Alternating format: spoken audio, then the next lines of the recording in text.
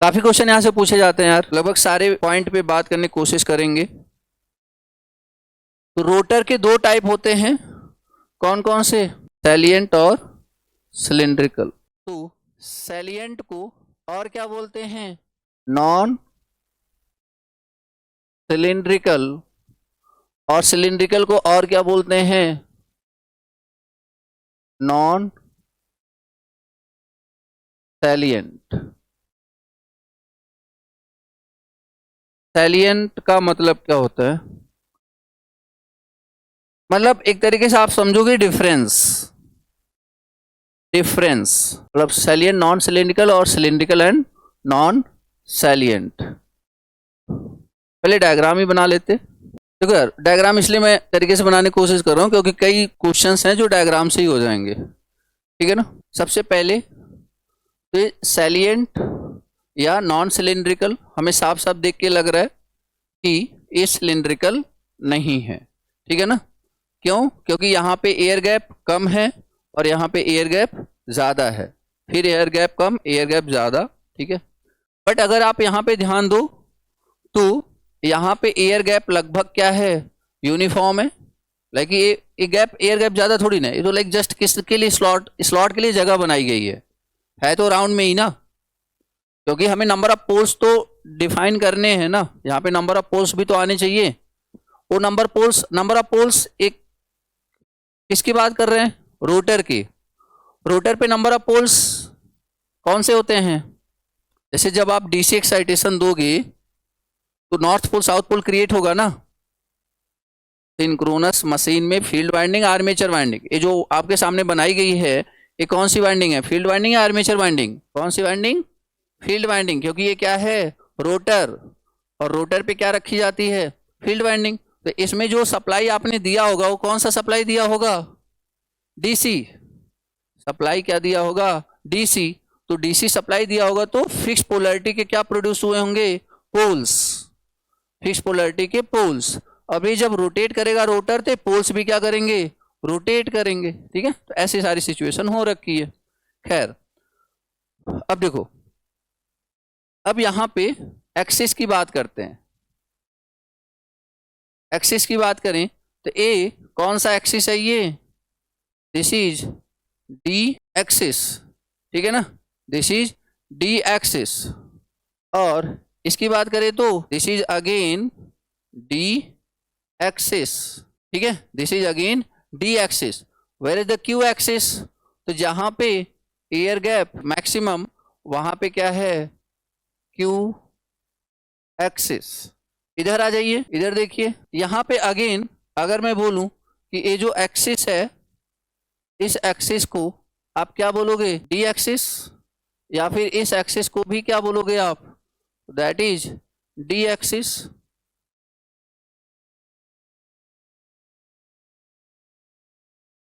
ठीक है। अच्छा, ये समझ पा रहे हो नहीं? यहाँ पे नॉर्थ पोल कैसे क्रिएट होगा? आप ऐसे सोचो ना, वाइंडिंग आ रही है, डॉट मतलब बाहर की तरफ, तो करंट बाहर की तरफ, तो इधर से फील्ड क्या हो रहा होगा? यहाँ ऐसे सोचो, फील्ड ऊपर की तरफ जा रहा होगा, मतलब यहाँ से फील्ड निकल रहा होगा, बोलो हाँ या ना। और इसमें करंट कहाँ पे है? अंदर की तरफ, तो करंट क्या हो रहा होगा? इधर से जा रहा होगा, लाइक इस तरीके से, बोलो हाँ या ना। देखो करंट आपका ऐसे है, तो करंट फील्ड कैसे आ रहा है? मतलब फील्ड यहाँ से निकल रहा है, और इसमें करंट क्या है? ऐसे, फील्ड यहाँ से निकल रहा है। तो जहां से फ्लक्स निकलता है उसे अपन क्या बोलते हैं? North pole south pole. ऐसे इंडिकेट करते हो ना यार कि नॉर्थ से मैग्नेटिक फील्ड निकल रहा है, साउथ को तरफ क्या कर रहा है? एंटर कर रहा। अब यहाँ पे साउथ पोल कैसे है वो भी देख लो। अब यहाँ पे करंट बाहर की तरफ, ये फील्ड यहाँ पे क्या आ रहा होगा? एंटर कर रहा होगा ना। और यहाँ पे देखो करंट ये आपका क्रॉस है, तो यहाँ भी क्या कर रहा होगा? एंटर कर रहा होगा। तो जहाँ पे फील्ड एंटर करता है वो कौन सा पोल हो जाता है? South pole. तो ये नॉर्थ पोल है साउथ पोल हुआ, ये बात सबको क्लियर है। इसमें तो लाइक सिंपल है कि जैसे ही आप इसमें भी वही जिस तरीके से आप करंट दे रहे होगे, जैसे अब मान लो इसमें करंट मैं ऐसे दे रहा हूँ, तब ये जो थंब होता है नॉर्थ को हमेशा दिखाता है, ठीक है ना। तो यहाँ पे नॉर्थ आ गया। अब इसमें आपका ऐसे दे रहे होंगे ताकि यहाँ पे नॉर्थ है तो इधर आपका साउथ हो जाए। खैर, तो नॉर्थ साउथ नॉर्थ साउथ। इस तरीके से हमने क्या जनरेट कर दिया, फील्ड पोल्स और डी एक्सिस, और ए वाली जो लाइन है that is what, Q axis. ठीक है ना। तो अब यहां से कुछ पॉइंट्स अपन देखते हैं, ठीक है। जैसे पहला पॉइंट, यहां पे अगर आप ध्यान दो तो यहां पे एयर गैप मतलब डी एक्सिस पे अगर देखा जाए तो एयर गैप मिनिमम है, मैक्सिमम, मिनिमम, ठीक है। और अगर डी एक्सिस पे एयर गैप मिनिमम, और अगर यहीं पे ध्यान दे डी एक्सिस पे बात करें रिलक्टेंस की, reluctance is what, minimum, maximum, minimum. Clear है क्या? What is the reluctance property to oppose the flux, ठीक है ना, property to oppose the flux. अब फ्लक्स के अपोज करने की प्रॉपर्टी किस में ज्यादा होती है, मैग्नेटिक मटेरियल में या एयर में? एयर में। तो एयर जहां पे ज्यादा होगा वहां पे रिलक्टेंस हाई ऑफर होगा, और एयर गैप जहां पे कम होगा वहां पे रिलक्टेंस कम ऑफर होगा। क्लियर है? तो डी एक्सिस पे एयर गैप मिनिमम है और रिलक्टेंस भी क्या होगा, मिनिमम, ठीक है। और यहां पे रिएक्टेंस रिप्रेजेंट करते हैं, उसे बोलते हैं यक्स डी, यक्स डी, ठीक है। अब याद रखेंगे यहां पे दो चीजें होती हैं, X D is equal to what, X D is equal to what, X L plus X A D. अब ए थ्योरी काफी अलग है, इसको अभी मैं बताऊंगा, अभी थोड़ी देर बाद बताते हैं इसको, इस पे बात करते हैं, ठीक है ना। इन द सेम मैनर अगर बात करें डी एक्सिस और यहाँ पे क्या हो जाए, क्या, क्यू एक्सिस, तो अगर क्यू एक्सिस पे बात करें तो एयर गैप क्या है, दैट इज मैक्सिमम, और जो रिलक्टेंस ऑफर्ड है वो भी क्या है, हाई या मैक्सिमम, रिलक्टेंस इज हाई या फिर मैक्सिमम। और इसके अलावा अगर बात करें एक्स क्यू की, व्हाट इज एक्स क्यू, तो that is again XL plus X A Q. अभी जस्ट आपके दिमाग में फीड करने की कोशिश कर रहा हूं कि यहाँ पे कुछ चीज होती है XL, x A D, x A Q जैसी।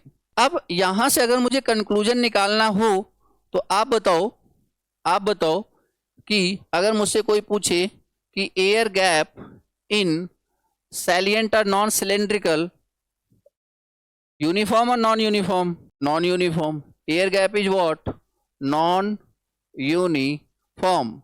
Even reluctance is what, again non-uniform, yes or no, reluctance is also non-uniform। ये सारे क्वेश्चंस हैं आपके एग्जाम्स के, ठीक है ना। तो air gap is what, non uniform, किसमें, सैलिएंट में, done.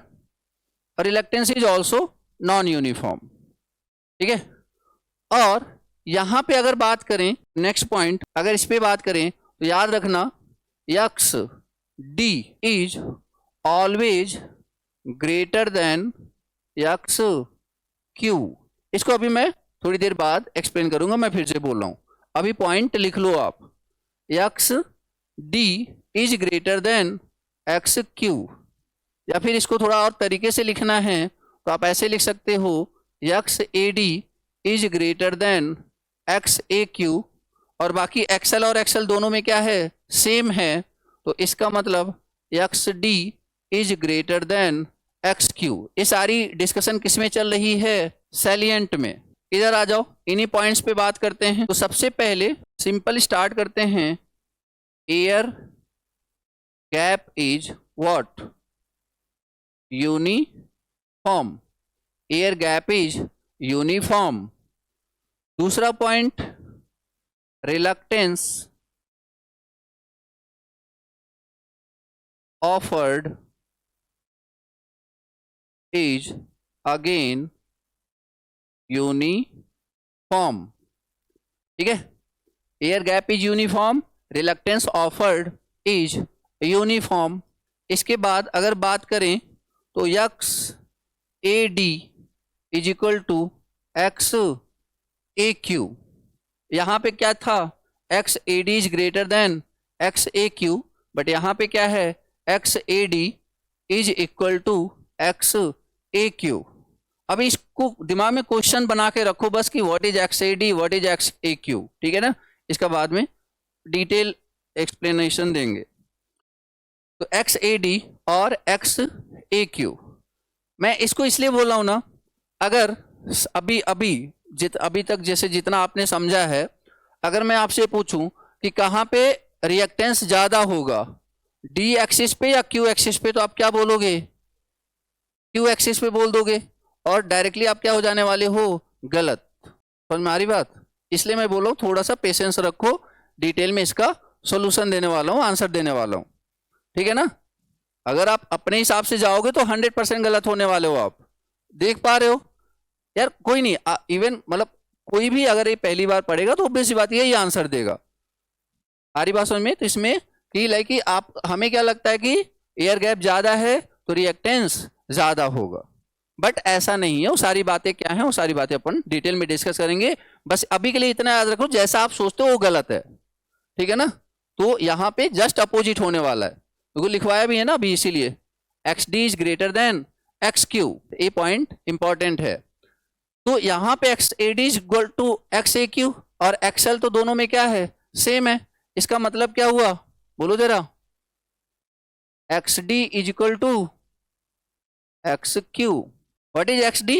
X D is X L plus X A D, X Q is equal to what, X L plus X A Q. Actually एक पता है क्या है, A is the armature reaction, A is the armature reaction. तो armature reaction drop due to armature reaction on D axis, drop due to armature reaction on Q axis. अब drop किस में, कहां पे ज्यादा होगा, जहां पे आर्मेचर रिएक्शन ज्यादा होगा, और आर्मेचर रिएक्शन कहां पे ज्यादा होगा, तो डी एक्सिस पे ज्यादा होगा। समझ में आया क्या? आ रही बात समझ में? आप ऐसे समझो, एक सिंपल सा एग्जांपल लेता हूं मैं, कि मान लो यहां पे युद्ध का मैदान है, ठीक है, 100 लोग इधर से गए, 100 लोग इधर से गए, ठीक है, 100 लोग इधर से गए, 100 लोग इधर से गए। अब ये वाला जो रास्ता है बहुत अच्छा है, लाइक कि इजिली जा सकते हैं। अब यहाँ पे 100 लोग इनके लिए वेट कर रहे हैं, 100 लोग इनके लिए वेट कर रहे हैं। ड्रॉप क्या है, दोनों लड़ करके, लाइक एक दूसरे से लड़ करके अगर मर जा रहे हैं तो that is kind of drop. लड़ करके मर रहे हैं, मर रहे नहीं, लड़ करके मर रहे हैं, समझना, दोनों में डिफरेंस है। तो अगर मैं बोलूं कि ये रास्ता इजी है, ये रास्ता इजी है, तो बताओ, और ये रास्ता लाइक कि आप ये समझो यहां पे पहुंच ही नहीं पाए, ये पहुंच ही रहे हैं 20, और यहां पे 100 के 100 पहुंच गए, तो अब बताओ लड़ करके मरेंगे कहां ज्यादा, डी एक्सिस पे ना। सुना नहीं, क्योंकि यहां पे इजी रास्ता है ना पहुंचने का, क्योंकि रिलक्टेंस क्या है, लो है। कुछ आइडिया लगा क्या बोलना चाह रहा हूं मैं, ठीक है। तो एक्चुअली ये जो एक्स ए डी और एक्स ए क्यू है, that is drop due to armature reaction. अब आर्मेचर रिएक्शन जहां ज्यादा होगा वहां पे ड्रॉप होगा। यार ड्रॉप तब होगा ना जब पहुंचेगा ही नहीं तो कहां से ड्रॉप होगा, बस वही वाली बात होने वाली है। तो बात करेंगे इसके बारे में, अभी फिलहाल इस पे थोड़ा सा रहते हैं। अभी बस ये याद रखो कि x D is greater than X Q, ठीक है ना, हमेशा। तो एयर गैप इज यूनिफॉर्म, क्योंकि यहाँ पे देखो एयर गैप यहाँ भी उतना ही है, यहाँ भी उतना ही है। रिलक्टेंस ऑफर्ड इज यूनिफॉर्म, ठीक है। उसके बाद एक्स डी एक्स क्यू, क्योंकि यहाँ पे देखो ना, जितना मेहनत इसको लगेगा उतना ही मेहनत इसको लगेगा, कोई अलग से एक्स्ट्रा एफर्ट करना नहीं, इसलिए X D is greater than X Q. अब यहाँ पे एक पॉइंट और लिखेंगे, क्या, अगर X D minus X Q that is not equal to 0। 0 तब होता ना जब दोनों क्या होते, सेम। अगर मैं बोलूं कि x minus Y is equal to 0, ये तो तभी पॉसिबल है ना जब x is equal to Y. तो जब ये दोनों इक्वल है ही नहीं तो क्या कभी 0 के बराबर हो सकता है क्या? And this is called saliency, this is called saliency, sorry X D minus X Q is not equal to 0। और अगर यहां पे बात करें, यहां पे क्या होगा बोलो जरा, X D minus X Q equal to 0। तो अगर क्वेश्चन पूछा जाए बताओ सैलियंसी किसकी 0 होती है, what is the answer, cylindrical. बहुत छोटे छोटे क्वेश्चंस हैं जो फ्रेम होते हैं। तो सैलियंसी 0 किसकी है, तो दैट इज सिलेंड्रिकल। सैलियंसी नॉन 0 किसकी है, तो दैट इज फॉर सैलियंट। देखो सिंक्रोनस में आप ये समझो कि 95% चांसेस हैं कि क्वेश्चन आपका होने वाला है थ्योरेटिकल। अब वो थ्योरेटिकल कॉन्सेप्ट आप तभी समझ पाओगे जब आपको एक कंस्ट्रक्शन समझ में आएगा। तो कंस्ट्रक्शन बहुत इंपॉर्टेंट है। कल को मैं बोलूंगा डी एक्सिस क्यू एक्सिस, जब तुम कंस्ट्रक्शन ही नहीं समझोगे तो तुम्हें बस वही रटने वाला सीन हो जाएगा, डी एक्सिस और क्यू एक्सिस। अब सैलिएंट की बात करें, अभी क्वेश्चन आता है कि हम किसको हाई स्पीड पे रोटेट कर सकते हैं, सैलिएंट को या सिलिंड्रिकल को, और क्यों। यहां पे हर एक चीज का रीजन देखेंगे, ठीक है ना। तो क्वेश्चन ये पूछा जाता है कि किसको ज्यादा स्पीड से आप घुमा सकते हो, सैलिएंट को या सिलिंड्रिकल को, तो आंसर इज सिलिंड्रिकल। अब बात करते हैं क्यों। अब देखो यार सिंपल है कि यहां पे ये जो आपका रिलक्टेंस दिख रहा है, मतलब ये जो आपका पोल्स दिख रहा है, पोल्स, अब होता क्या है जब इसे अगर आप ज्यादा स्पीड से घुमाओगे, ठीक है ना, इसे आप ज्यादा स्पीड से घुमाओगे। अब एक काम करते हैं, दो सिचुएशन लेते हैं। जैसे देखो आप ऐसे समझो कि एक इतना बड़ा सा व्हील है, एक इतना बड़ा सा व्हील है, ठीक है, और दूसरा एक ही जगह बना रहा हूं बट दो अलग अलग चीजें हैं। दूसरा क्या, एक रस्सी है, इसके ऊपर आपने पत्थर बांधा हुआ है, ठीक है, एक रस्सी है और इसके ऊपर आपने पत्थर बांधा हुआ, और एक पूरा व्हील है, पूरा एकदम फील्ड, ठीक है। अब एक पॉइंट पे रख करके पहले हमने इस बड़े वाले व्हील को घुमाया, ठीक है, व्हील को घुमाया, मान लो 500 आरपीएम से घुमा दिया आपने, और उसके बाद इसको हाथ में लेकर के आप 500 घुमाओ। अब आप बताओ सिंपल सा कि किसके टूटने का खतरा ज्यादा है, रस्सी में जो पत्थर बांध के घुमा रहे हो। सोचो आप तो बस नॉर्मली से घुमाते थे, रस्सी कमजोर होती थी तो क्या हो जाता था, टूट जाता था ना। क्यों, क्योंकि उसमें सेंट्रीफ्यूगल फोर्स लग रहा होता है। तो समझ में आ रहा है, मतलब उसी पत्थर को हम अगर रस्सी के साथ घुमा रहे हैं तो बहुत ज्यादा पॉसिबिलिटी है कि वो पत्थर, रस्सी से पत्थर टूट जाएगा। समझ में आया नहीं, मतलब या फिर वही काइंड ऑफ कि बहुत ज्यादा स्ट्रांग क्या चाहिए, हमें रस्सी चाहिए। समझ में आ रहा है नहीं। तो इसका मतलब क्या हुआ कि अगर मुझे कुछ ऐसा ऑब्जेक्ट है जो कि एक तरीके से प्रोजेक्टेड टाइप है, उभार टाइप का है, अगर मुझे उसी की जगह सिंपल एक रॉड होता ना, रॉड यूनिफॉर्म, फिर हमें दिक्कत नहीं आनी थी, फिर वो टूट के नहीं जाना था। तो कहने का मतलब अगर मैं इसे सेम स्पीड से घुमाऊं, आप सोचो किसमें सेंट्रीफ्यूगल फोर्स ज्यादा लगने वाला है, इसमें या उसमें, इसमें। समझ आए नहीं। अगर मैं इसे 3000 आरपीएम पे घुमा दूंगा तो बहुत ज्यादा पॉसिबिलिटी है कि ये वाले जो पोर्शन है ना, ये टूट करके उसी मोटर को डैमेज कर देंगे। आप सोचो कि जब आप एक छोटा सा पत्थर घुमाते थे तो कम पॉसिबिलिटी होती थी टूटने की, बट वही अगर बड़ा सा पत्थर ले लो तो ज्यादा प्रोबेबिलिटी होती थी टूटने की। मतलब जितना ज्यादा बल्कि होगा उतना ज्यादा पॉसिबिलिटी है कि नहीं टूटने की। और ये तो काफी बल्कि होते हैं, इस रूम से बड़े बड़े पावर प्लांट होते हैं, मतलब अल्टरनेटर की बात करें तो इस रूम से भी बड़े होते हैं। इसका मतलब उसे जितना ज्यादा स्पीड से ले जाओगे उतना ज्यादा पॉसिबिलिटी है कि वो क्या हो जाएगा, ब्रेक हो जाएगा। आगे बात समझ में। तो मतलब अगर मैं सिंपल एक लाइन में बोलूं कि सेंट्रीफ्यूगल फोर्स, मतलब वो जो टूटता है किसकी वजह से टूटता है, centrifugal force. What is centrifugal force, जब आप किसी चीज को घुमाते हो तो उसमें दो फोर्स काम करता है, एक सेंट्रीफ्यूगल और एक सेंट्रीपिटल। सेंट्रीपिटल अंदर की तरफ, सेंट्रीफ्यूगल बाहर की तरफ। अब सेंट्रीफ्यूगल अगर डोमिनेट कर जाएगा तो टूट जाएगा, और अगर सेंट्रीफ्यूगल और सेंट्रीपिटल दोनों बैलेंस है तो एक सर्कुलर पाथ में रोटेट करेगा। समझ में आ रहा है क्या, ठीक है, बेसिक फिजिक्स है। यहां पे क्या बोलेंगे, इसमें सेंट्रीफ्यूगल फोर्स इज डोमिनेटिंग। बोलो हाँ या ना। तो इसकी वजह से अगर स्पीड ज्यादा रखेंगे तो डैमेज होने का खतरा ज्यादा रहेगा, ठीक है ना। तो इसलिए मतलब फोर्स अगर डोमिनेटिंग है, अगर हम स्पीड ज्यादा रखेंगे तो चांस किसका हो जाएगा, डैमेज का चांस हो जाएगा, ठीक है ना, डैमेज होने का चांस हो जाएगा due to that centrifugal force. इस वजह से अपन इसकी स्पीड क्या रखते हैं, स्लो।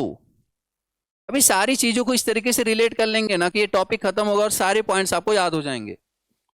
तो स्पीड क्या हो जाएगी, स्लो, मतलब इसकी स्पीड हमें क्या रखनी पड़ेगी, स्लो, ताकि हमारा सेफली वर्क करता रहे, ठीक है। अब इसमें centrifugal force is not dominating, और अगर सेंट्रीफ्यूगल फोर्स डोमिनेट नहीं कर रहा है तो क्या इसे टूटने का खतरा है क्या, नहीं। इसका मतलब हम क्या कर सकते हैं, बोलो, स्पीड बढ़ा सकते हैं, स्पीड बढ़ा सकते हैं। तो स्पीड हाई, अब हाई स्पीड, देखो लो स्पीड पे अपन कौन सा पावर प्लांट चला रहे होते हैं, हाइड्रो। तो इसका मतलब स्पीड स्लो, इसका मतलब कहाँ यूज करेंगे, used in hydro power plant, used in hydro power plant.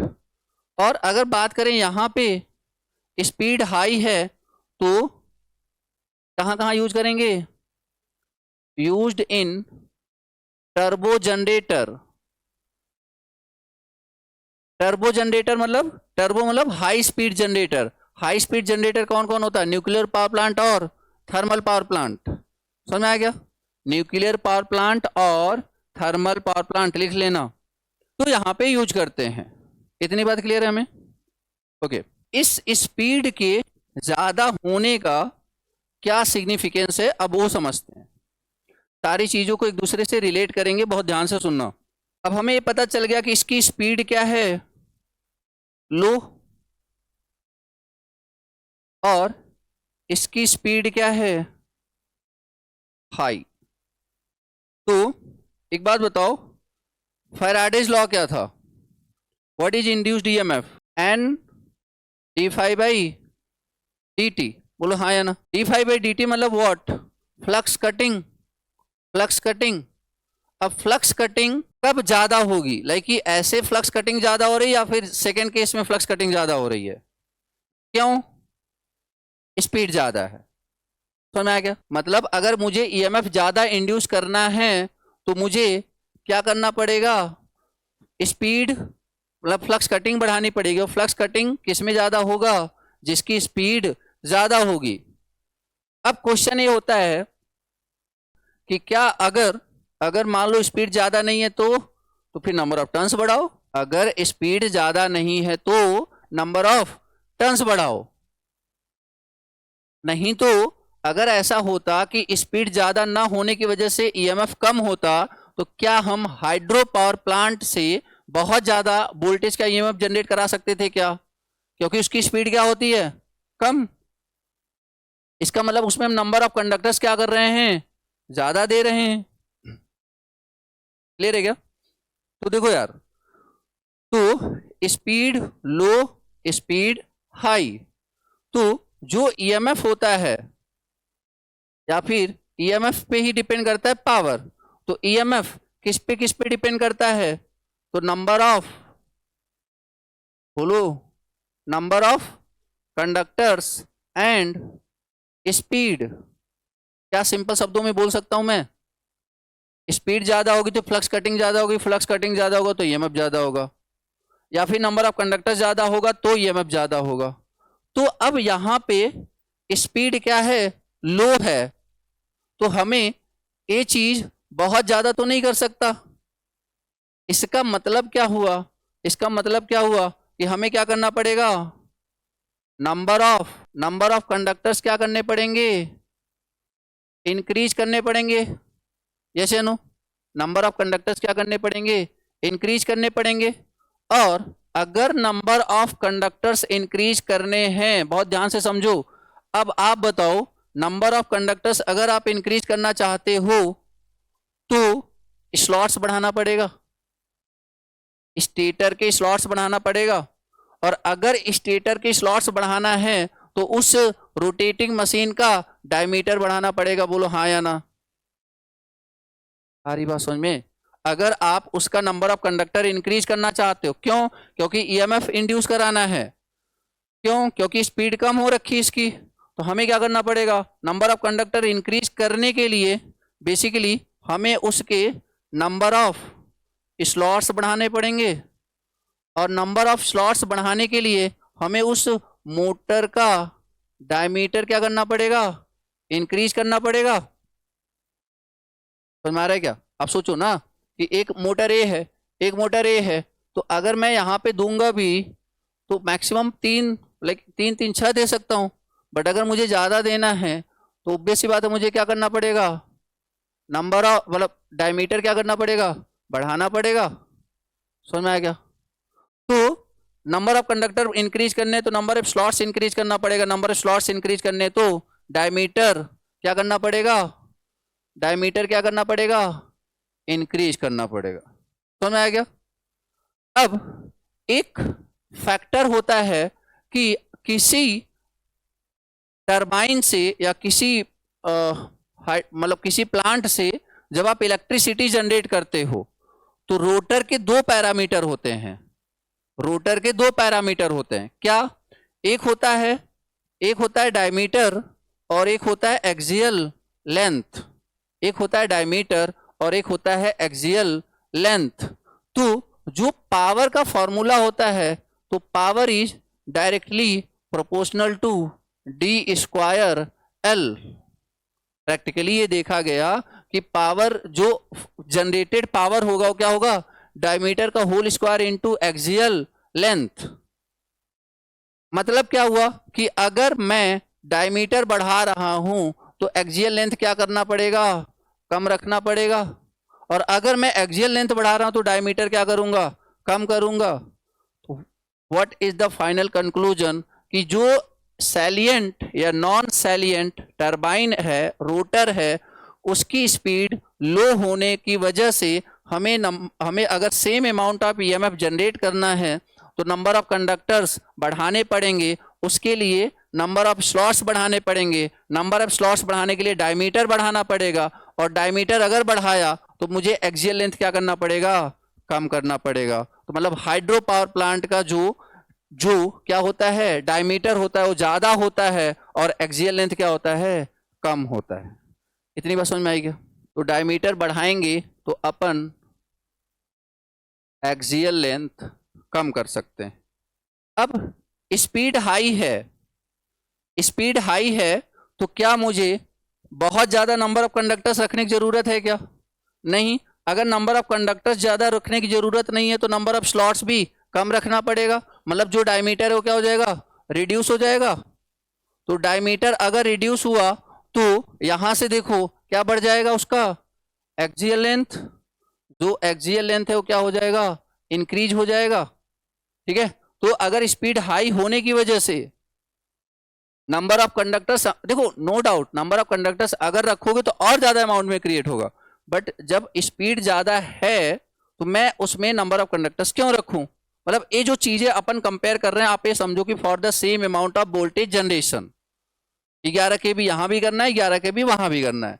अगर यहां पे 11 kV करना है तो हमें तो पता है कि स्पीड कम रखनी पड़ेगी। क्यों? सेंट्रीफ्यूगल फोर्स काम कर रहा है, डैमेज कर देगा। तो स्पीड कम है तो 11 kV जनरेट होगा नहीं, तो उसके लिए हमें क्या करना पड़ेगा, नंबर ऑफ कंडक्टर्स बढ़ाने के लिए नंबर ऑफ स्लॉट्स बढ़ाना पड़ेगा, और उसके लिए डायमीटर बढ़ाना पड़ेगा, और डायमीटर बढ़ाएंगे तो अपन एक्सियल लेंथ को कम रख सकते हैं। बट अगर यहीं पे बात करें, यहाँ पे स्पीड ज्यादा है तो ऑब्वियस सी बात है for the same amount of voltage generation हम यहाँ पे नंबर ऑफ स्लॉट्स या फिर डायमीटर या नंबर ऑफ कंडक्टर्स क्या कर सकते हैं, कम कर सकते हैं, और डायमीटर कम करेंगे तो एक्सियल लेंथ अपन क्या कर सकते हैं, बढ़ा सकते हैं। तो ये सारी बातें किसके लिए चल रही हैं, टर्बो जनरेटर या फिर स्टीम पावर प्लांट के लिए। आ रही बात समझ में? तो यहां से हमने क्या क्या देखा कि स्पीड ज्यादा होने की वजह से डायमीटर कम हो जाएगा और एक्सियल लेंथ इसकी ज्यादा हो जाएगी। स्पीड रेंज, तो ये कितना से होता है 500 से 1000 आरपीएम, ठीक है, इससे ज़्यादा नहीं ले जा सकते अपन। और अगर बात करें इसकी स्पीड रेंज की, तो ये आपका होता है 1500 से 3000, ठीक है, 1500 से 3000। जो नंबर ऑफ पोल की रेंज होगी वो क्या कितनी होगी, ये आप कैलकुलेट करके बताओगे for the generation of 50 hertz frequency. जैसे 3000 स्पीड तो कितने number of pole, 2, N equal to what 120 F upon P. मैं बोल रहा हूँ कि ये 3000 है और ये फ्रीक्वेंसी कितनी करनी है 50, और ये पी देखो कितना आ जाएगा, तो 2 आएगा ना, तो कितना 4 से 2 या फिर 2 से 4, तो नंबर ऑफ पोल का जो रेंज होता है कितना हो जाएगा 2 से 4। इधर का बताओगे मतलब 6 से 12। तो हाई स्पीड अल्टरनेटर के लिए कौन सा रोटर, सिलेंड्रिकल या नॉन सैलिएंट, दोनों एक ही बात है। समझ में आ रहा है कि नहीं, क्योंकि ये घुमा फिरा के यहाँ पे पूछेंगे, इसलिए मैंने ऊपर साफ साफ लिख दिया है तुम्हारा, ठीक है ना। तो हाई स्पीड अल्टरनेटर के लिए क्या यूज करेंगे, सिलेंड्रिकल या फिर नॉन सैलिएंट। हाई स्पीड मतलब या तो थर्मल पावर प्लांट या तो न्यूक्लियर पावर प्लांट, मतलब स्टीम पावर प्लांट। और लो स्पीड अल्टरनेटर मतलब किससे बना होगा, सैलिएंट या फिर नॉन सिलेंड्रिकल, ठीक है। स्पीड रेंज क्या होगी 500 से 1000 और नंबर ऑफ पोल, तो स्पीड कम है इसकी, but same amount of voltage generate कराने के लिए हमें क्या करना पड़ेगा, नंबर ऑफ कंडक्टर्स बढ़ाने पड़ेंगे। नंबर ऑफ कंडक्टर्स बढ़ाने के लिए क्या करना पड़ेगा, स्लॉट्स बढ़ाने पड़ेंगे, और स्लॉट्स बढ़ाने के लिए क्या करना पड़ेगा, डायमीटर बढ़ाना पड़ेगा। और अगर डायमीटर बढ़ा लिया तो P equal to D square L से अपन क्या कम कर सकते हैं, एक्सियल लेंथ, ठीक है ना। तो अगर क्वेश्चन पूछेगा कि कौन सा रोटर का एक्सियल लेंथ कम होता है और डायमीटर ज्यादा होता है, तो what is the answer, salient. और इसका डायमीटर कम होता है, एक्सियल लेंथ ज्यादा होता है, याद रहेगा, ठीक है। तो इतनी सारी बातें अभी इस पे और डिस्कशन करनी है, अपन नेक्स्ट क्लास में करेंगे, ठीक है।